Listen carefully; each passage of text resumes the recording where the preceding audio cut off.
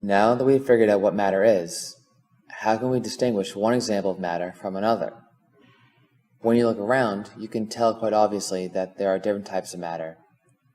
So we have to identify ways to describe matter, to point out those differences, and tell one type from another. These ways to describe matter are called properties, and they are divided into one of two categories, either physical properties or chemical properties.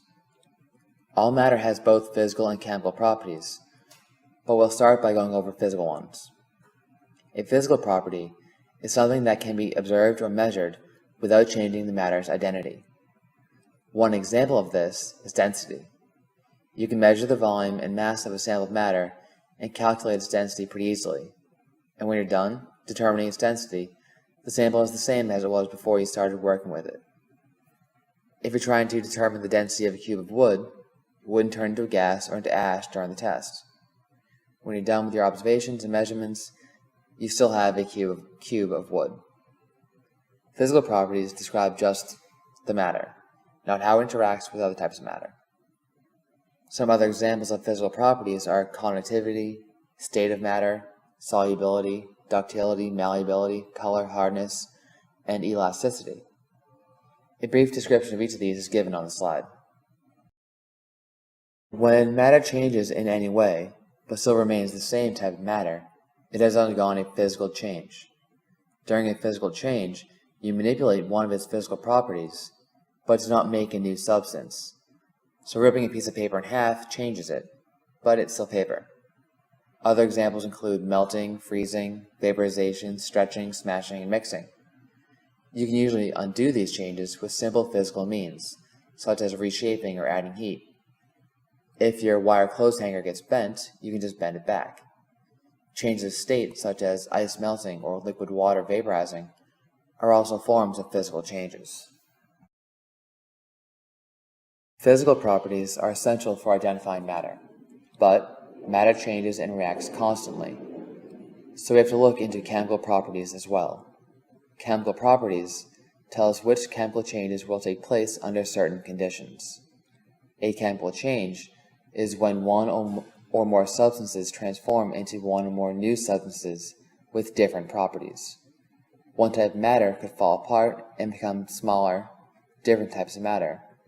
Small types of matter could fuse together and become one larger, new type of matter, or multiple types of matter could basically swap pieces and need to become something new.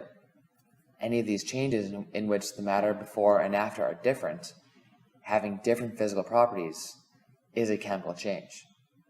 Chemical properties tell us when these will happen.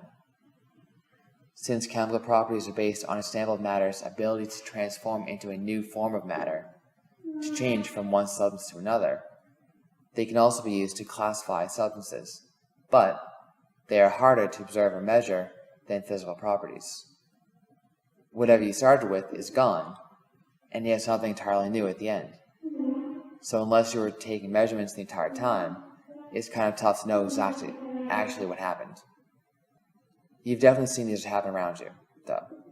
For example, flammability, a substance's ability to burn, is a chemical property. You've all seen this happen, but the wood present at the beginning and the ash left over after are entirely different. Reactivity is another example. This is a substance's ability to combine with other substances to form new ones, such as iron rusting or acid-base reactions. There are ways to tell that a chemical reaction has taken place, though.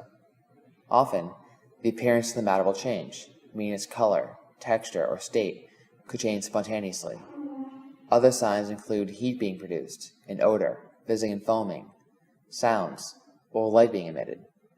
When a firework explodes, there's light, sound, odor, and heat. So you know that a chemical change just took place. Unlike physical changes, chemical changes are hard to reverse. You can undo some reactions by chemical means, but most of the time it's difficult and requires a series of other chemical reactions.